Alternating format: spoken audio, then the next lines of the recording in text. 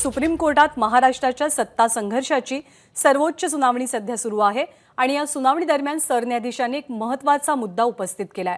आमदारांच्या अपात्रतेचे अधिकार हे अध्यक्षांनाच असल्याचं सरन्यायाधीश धनंजय चंद्रचूड यांनी म्हटलंय।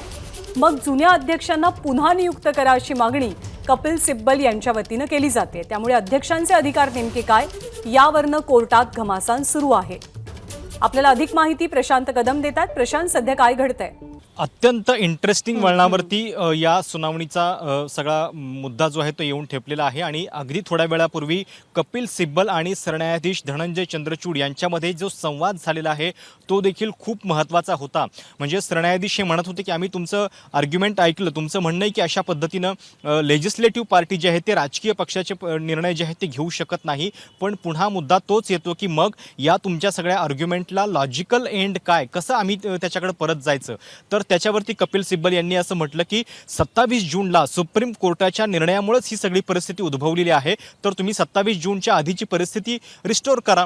त्याच्यावरती सरन्यायाधीशांचं म्हणणं होतं की 27 जूनच्या आधीची परिस्थिती म्हणजे मग उपाध्यक्ष नरहरी झिरवळ जे तेव्हा डेप्युटी स्पीकर होते तर त्यांच्याकडं ही परिस्थिती द्यायची का, ती आम्ही देऊ शकतो का। तर त्याच्यावरती कपिल सिब्बल असं म्हणाले की का नाही देऊ शकत। नबाम रेबिया केसमध्ये सुद्धा अशा पद्धतीनं एक उलथवलेलं सरकार जे आहे ते याच कोर्टानं पुन्हा बहाल केलेलं होतं आणि पुन्हा कपिल सिब्बल यांनी कोर्टाला हे पण सांगितलं की 27 आणि 29 या दोन ज्युडिशियल ऑर्डर आहेत की ज्या ज्युडिशियल ऑर्डरमुळे हे सगळं घडलेलं आहे। कारण त्या 29 तारखेच्या निकालामध्ये सुद्धा असं नमूद करण्यात आलेलं होतं की ही ऑर्डर म्हणजे दरम्यानच्या काळामध्ये जरी काही घडलं तरी अंतिम निर्णय जो असेल त्याला अधीन असेल। म्हणजे परत सरन्यायाधीशांनी हा पण प्रश्न विचारला की मग याचा अर्थ जी काही बहुमत चाचणी सभागृहामध्ये झालेली आहे तिला आम्ही पुन्हा अवैध ठरवतोय असं त्याचा अर्थ होत नाही का। तर त्याच्यावरती कपिल सिब्बल यांचं म्हणणं होतं की मुळामध्ये सगळे कॉन्सिक्वेन्सेस जे काही होईल परिणाम ते या म्हणजे अंतिम निकालाला धरून असतील असं स्वतःच जर कोर्टानं सांगितलेलं होतं, असं स्वतःच जर त्या 29 जूनच्या निकालामध्ये नमूद केलेलं होतं, तर मग आता तुम्ही म्हणजे ज्या ज्युडिशियरीनं हा प्रॉब्लेम क्रिएट केलाय तेच आता असे हतबल कसे काय होऊ शकतील की म्हणजे आता मग आम्ही मागे कसं जाऊ, आता मग आम्ही निर्णय हा कसा काय घेऊ, हे प्रश्न तुम्ही आत्ता का विचारताय, हा कपिल सिब्बल यांचा त्यांना सवाल आहे। आणि आत्ता पुन्हा त्या बहुमत चाचणी संदर्भातली जेव्हा विचारणा झाली की मग ही बहुमत चाचणी आम्ही पुन्हा इनव्हॅलिडेट करू शकतो का, तर त्याच्यावरती पुन्हा सरन्यायाधीश आणि इतर न्यायमूर्ती जे आहेत ते एकमेकांमध्ये कोर्टात संवाद करतायत। आणि ज्ञानदा म्हणजे आत्ता गेल्या 5-7 मिनिटांमध्ये जे घडलेलं आहे त्याचा सगळ्यात मोठा अर्थ हा आहे की पहिल्यांदाच ही शक्यता पडताळली गेली आहे की उपाध्यक्ष नरहरी झिरवळ यांच्याकडे सुद्धा निर्णय जाऊ शकतो का। कारण आत्तापर्यंत आपण सगळेच असे मानून चाललेलो आहोत की नवे विधानसभा अध्यक्ष जे आहेत ते आता प्रक्रियेनं निवडले गेलेले आहेत आणि राहुल नार्वेकर यांच्याकडेच हा अधिकार जाईल। पण पहिल्यांदा ही शक्यता जी आहे ती ओपन झाली की कपिल सिब्बल यांनी हे सांगून पाहिलं की 27 जूनच्या आधीची परिस्थिती रिस्टोर करायची आहे ना, मग या पद्धतीनं उपाध्यक्षांच्याकडे सुद्धा तो अधिकार द्यायला हरकत नाही आहे। आणि त्यामुळं आता जेव्हा ब्रेक म्हणजे थोडासा एक आपसात चर्चा झालेली आहे न्यायमूर्तींची, त्याच्यानंतर पुन्हा पुढे काय आर्ग्युमेंट होत आहेत बघावं लागेल। बरोबर आहे, हा अत्यंत आर्ग्युमेंटचा महत्त्वाचा टप्पा किंवा महत्त्वाचा मुद्दा नव्या अध्यक्षांची निवड म्हणजे राहुल नार्वेकर यांची करण्यात आलेली निवड ही अवैध असल्याचं कपिल सिब्बल यांनी आपल्या युक्तिवादामध्ये नमूद केलेलं आहे। कोर्टानं जून 2022 मध्ये जो निर्णय दिलेला होता, आमदारांच्या अपात्रतेचा हा सगळा मुद्दा सुप्रीम कोर्टात गेला होता, 16 आमदारांच्या अपात्रतेचा, आणि तेव्हा 12 जुलैपर्यंत या आमदारांना अपात्रतेच्या नोटिशीला, निलंबनाच्या नोटिशीला उत्तर देण्यास वेळ मिळावा असं सर्वोच्च न्यायालयानं सांगितलं होतं। याच कालावधीबद्दल आणि कोर्टाच्या याच निर्णयाबद्दल कपिल सिब्बल यांनी काही आक्षेप उपस्थित करून आपला युक्तिवाद पुढे नेलेला आहे। जर कोर्टानं ही परिस्थिती सुधारावी अशी विनंती त्यांनी केली आहे। आत्ता खरं तर अध्यक्ष आहेत राहुल नार्वेकर। आत्तापर्यंत हीच चर्चा होत होती की जर अध्यक्षांकडे सर्वाधिकार आले तर ते अर्थातच राहुल नार्वेकर यांच्याकडे येतात, कारण ते सभागृहाचे आत्ताचे अध्यक्ष आहेत। पण त्यावेळचे अध्यक्ष कोण होते जेव्हा हे सगळं बंडाचं प्रकरण घडलं आणि आमदारांना नोटिसा बजावल्या गेल्या, तर त्यावेळेला नरहरी झिरवाळ हे उपाध्यक्ष होते। अर्थात उपाध्यक्षांना काही परिस्थितींमध्ये अध्यक्षांचे अधिकार असतात, त्यामुळे अपात्रतेबाबतचा निर्णय नेमका कोण घेणार, अध्यक्षांचे जे अधिकार आहेत ते नेमके कुणाला मिळणार, हा प्रश्न, हा मुद्दा सुद्धा पहिल्यांदाच कोर्टामध्ये चर्चेत आलेला आहे। त्यामुळे नरहरी झिरवाळ यांच्याकडे हे सगळं प्रकरण जातं का अशी सुद्धा एक छोटी शक्यता या युक्तिवादांमुळे कुठेतरी उपस्थित झाल्याचं पाहायला मिळतंय। नव्या अध्यक्षांची नियुक्ती अवैध असल्याचं मत कपिल सिब्बल यांनी मांडलेलं आहे.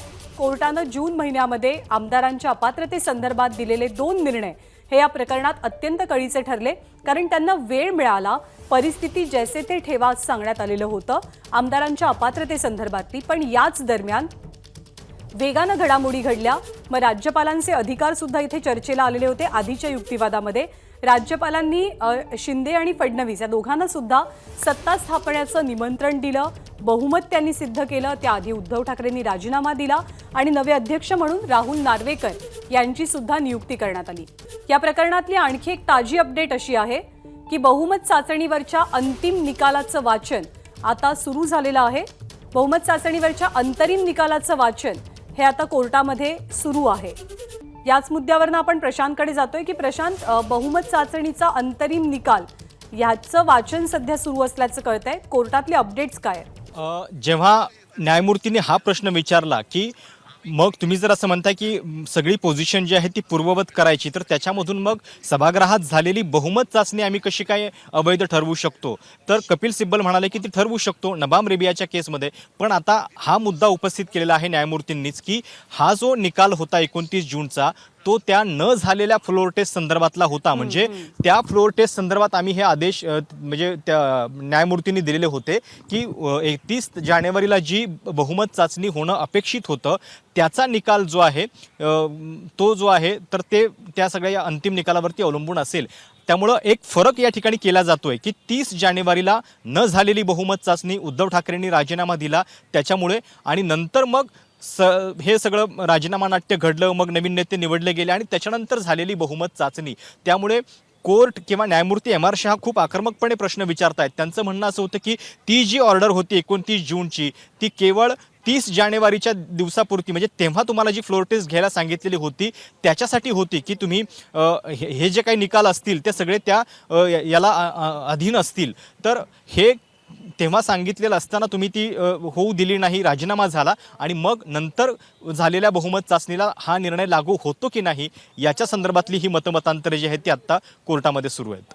अध्यक्षांची नेमणूक अवैध असल्याचं म्हणतानाच कोर्टानं जून महिन्यात जे 2 निकाल दिले होते त्यामुळे असंख्य पेच निर्माण झाल्याचं कपिल सिब्बलांनी आपल्या युक्तिवादात सांगितलंय.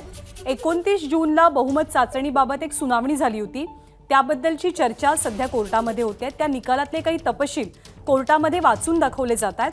पण त्या निकालानंतर, सुप्रीम कोर्टाच्या त्या निकालानंतर उद्धव ठाकरेंनी राजीनामा दिला होता. त्यामुळे आपसुकच महाविकास आघाडीचं सरकार गडगडलं. 4 तारखेला बदललेल्या परिस्थितीमध्ये बहुमत चाचणी झाली आणि 3 तारखेला व्हिप जारी झालेला होता, पण तो मानला गेला नाही असं कपिल सिब्बलांचं म्हणणं आहे. बहुमत चाचणीच्या वेळेला सुद्धा व्हिप कुणाचा महत्त्वाचा, अध्यक्ष निवडणुकीच्या अध्यक्षांच्या निवडीच्या वेळेला सुद्धा व्हिप कुणाचा, यावरती विशेष करून आजच्या दिवसभरातला युक्तिवादाचा भर ठाकरे गटाकडनं आपल्याला दिसतोय. सुनील प्रभू हेच योग्य प्रतोद कसे आहेत किंवा सुनील प्रभू हेच अधिकृत प्रतोद कसे आहेत आणि तेच व्हिप कसे आहेत हे पटवून देण्याचा निर्णय वेगवेगळ्या माध्यमातून, उदाहरणांमधनं कपिल सिब्बल यांच्याकडनं केला जात असल्याचं पाहायला मिळतंय. बहुमत चाचणीच्या निकालासंदर्भात कोर्टानं दिलेल्या निकालावरती, अंतरिम निकालावरती कपिल सिब्बलांनी आक्षेप घेतलाय. आमदारांना जेव्हा अपात्रतेच्या निलंबनाच्या कारवाईच्या नोटिसा गेल्या तेव्हा त्यांनी सुप्रीम कोर्टात धाव घेतली. हे एकूण 16 आमदार आहेत, ज्यामध्ये अर्थात मुख्यमंत्री एकनाथ शिंदे यांचं सुद्धा नाव आहे. पण या सर्व आमदारांना कोर्टाकडनं थोडासा दिलासा मिळाला, कारण अपात्रतेच्या किंवा निलंबनाच्या नोटिशीला उत्तर द्यायला त्यांना अधिकचा कालावधी मिळावा असं म्हणत कोर्टानं 12 जुलैपर्यंत या आमदारांवरती कोणती कारवाई होऊ नये असं नमूद केलं. पण त्याच दिवसांमध्ये वेगानं घडामोडी घडल्या. कोर्टाच्या निकालानंतर उद्धव ठाकरेंनी सुद्धा बहुमत चाचणीच्या आधीच आपला मुख्यमंत्री पदाचा राजीनामा दिला. त्यानंतर अध्यक्षांची निवड झाली, पण झालेल्या अध्यक्षांची निवड ही अवैध असल्याचं कपिल सिब्बल यांनी आपल्या युक्तिवादामध्ये नमूद केलेलं आहे. प्रशांतकडे पुन्हा एकदा जातोय आणखी अपडेटसाठी. प्रशांत, गेल्या 5-7 मिनिटांमध्ये जे झालेलं आहे ते खूप इंटरेस्टिंग आहे आणि सुप्रीम कोर्टाचं एक प्रकारे असं मत दिसतंय की आम्ही म्हणजे 27 आणि 29च्या त्या न्यायालयीन निकालांवरती कपिल सिब्बल यांनी बोट ठेवलं की सगळा पेच त्यामुळं निर्माण झालेला आहे, कारण तुम्ही एक प्रकारे अध्यक्षांचा निकाल प्रभावित केला आणि त्याच्यानंतर हे सगळं एक सरकार त्याच्या दरम्यान कोसळलं. तर आता सुप्रीम कोर्ट कदाचित याच्यामध्ये हे सांगू पाहतंय की 29 जानेवारीला आम्ही जो निकाल दिलेला होता तो केवळ 30 जानेवारीच्या बहुमत चाचणी संदर्भातला होता, की म्हणजे जे काही घडेल या दरम्यान ते अंतिम निकालाच्या अधीन असेल हे आम्ही त्या 30 जानेवारी पुरतं सांगितलेलं होतं की जेव्हा त्या बाजूनं म्हणजे बहुमत चाचणी जी आहे ती महाविकास आघाडीची होणं अपेक्षित होतं, पण ती झाली नाही. म्हणजे एक प्रकारे उद्धव ठाकरेंनी राजीनामा दिला आणि त्याच राजीनाम्यामुळं स्वतः कोर्टसुद्धा आपली सुटका करून घेऊ पाहतंय की आमचं आता मग आम्ही जे म्हटलं होतं 29 जानेवारीला, अर्थात हे ते बेंच नव्हतं, त्यावेळी वेगळं बेंच होतं, हे आता घटनापीठ आहे, पण एक प्रकारे न्यायालयावरती जे बोट ठेवलं जातंय किंवा न्यायालय याच्यामध्ये जबाबदार आहे असं जे म्हटलं जातंय, तर त्याच्यामध्ये हे सांगण्याचा प्रयत्न होतो की या 2 बहुमत चाचण्या वेगळ्या होत्या. एक शिंदे सरकारची नंतरची बहुमत चाचणी आणि 29 जानेवारीचा जो निकाल होता तो त्या 30 जानेवारीच्या साठीचा होता, म्हणजे बहुमत चाचणीचा, असं ते सांगू पाहतायत. पण कपिल सिब्बल यांनी परत हे पण निकालातलं वाक्य त्यांच्या निदर्शनास आणून दिलं की सोबतच या ज्या रिट पिटिशन्स आहेत त्याचा जो निकाल लागेल त्याच्यावरती हे सगळं दरम्यानच्या प्रक्रिया किंवा जे मध्ये घडेल हे अवलंबून असेल. तर या वाक्याला आता किती भर दिला जातोय किंवा त्याला महत्त्व दिलं जातंय हे बघावं लागेल. पण मगापासून एका नाट्यमय वळणावरती हा सगळा युक्तिवाद जो आहे तो येऊन पोहोचलेला आहे. बघावं लागेल की त्या संदर्भात म्हणजे एक कुठंतरी हे मान्य झाल्याचं दिसतंय की 27 आणि 29 जानेवारीला सुप्रीम कोर्टाच्या ज्या ऑर्डर्स होत्या त्या कुठंतरी या सगळ्या सत्ता कारणाला किंवा एकूणच जो घटनात्मक पेच निर्माण झालेला आहे त्याला कारणीभूत ठरल्या का? कारण त्याच्यातनं खूप मुद्दे एका पाठोपाठ एक उपस्थित झालेले आहेत. आता महाराष्ट्राचं प्रकरण हे कॉम्प्लिकेटेड इतकं बनलेलं आहे की याच्यामध्ये खूप वेगवेगळे मुद्दे घटनापीठाला डिसाईड करायचे आहेत. कारण त्यांनी आधी पण उल्लेख केला की दोनही बाजूंनी पोझिशन्स आता अशा आहेत की कुणालाही जर सवलत दिली तर त्याचे खूप दुर्गामी परिणाम जे आहेत ते भविष्यात होणार आहेत आणि त्या अर्थानं आता या सगळ्या संदर्भातली चर्चा सुरू आहे. बरोबर आहे. कोर्टाची आणि या खंडपीठाची अक्षरशः कसोटी असणार आहे आणि जे सातत्यानं पहिल्यापासून सांगितलं जात आहे की हा निकाल केवळ महाराष्ट्रापुरता मर्यादित नसेल, तर हा देशव्यापी निकाल असेल. पुढे जर का अशी एखादी घटना एखाद्या राज्यामध्ये घडली तर तेव्हा अर्थातच जसं आता नबाब रेबियाचं उदाहरण महाराष्ट्राच्या बाबतीत दिलं जातं, तेव्हा ते महाराष्ट्राच्या केस बाबतीतले संदर्भ वापरले जातील आणि दोनही बाजूंकडनं युक्तिवाद होतील. त्यामुळे आत्ताचा निर्णय हा ऐतिहासिक निर्णय असणार आहे अनेक अर्थांनी. त्यामुळे जोरदार खडाजंगी सध्या कोर्टामध्ये परिसरामध्ये आपल्याला पाहायला मिळते. प्रशांत, पण इथे आणखी एक मुद्दा जो पहिल्या सुनावणीमध्ये खूप कळीचा मुद्दा होता, हरीश साळवेंचा हा मुद्दा की उद्धव ठाकरेंनी आपल्या मुख्यमंत्री पदाचा राजीनामा देणं. तांत्रिकदृष्ट्या आत्ताचा युक्तिवाद पाहता ही बाब अडचणीची ठरू शकते ठाकरे गटासाठी.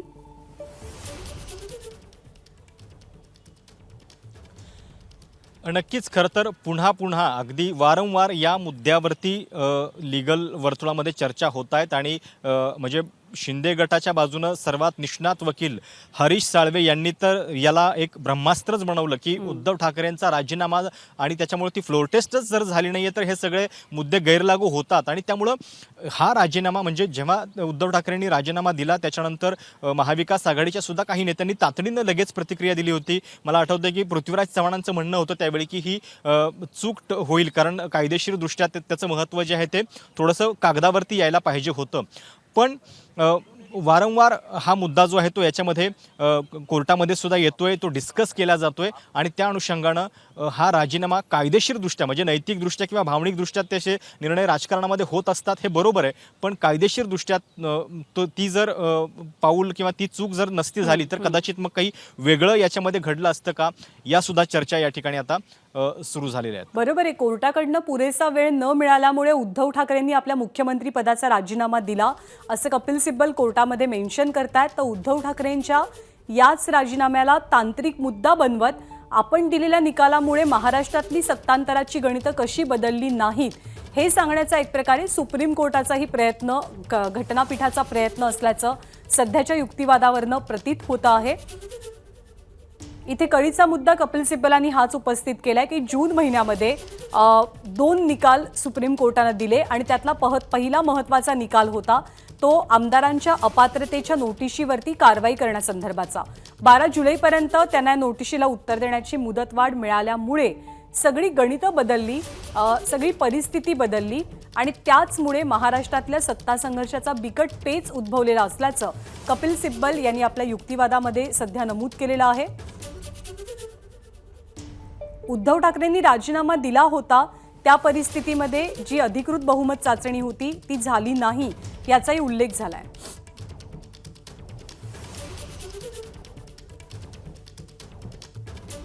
तर कोर्टात नेमकं काय घडतंय, कोणते युक्तिवाद केले जात आहेत, सरन्यायाधीश काय म्हणतात, याकडे आपलं लक्ष असणारच आहे. एबीपी माझा, उघडा डोळे बघा नीट.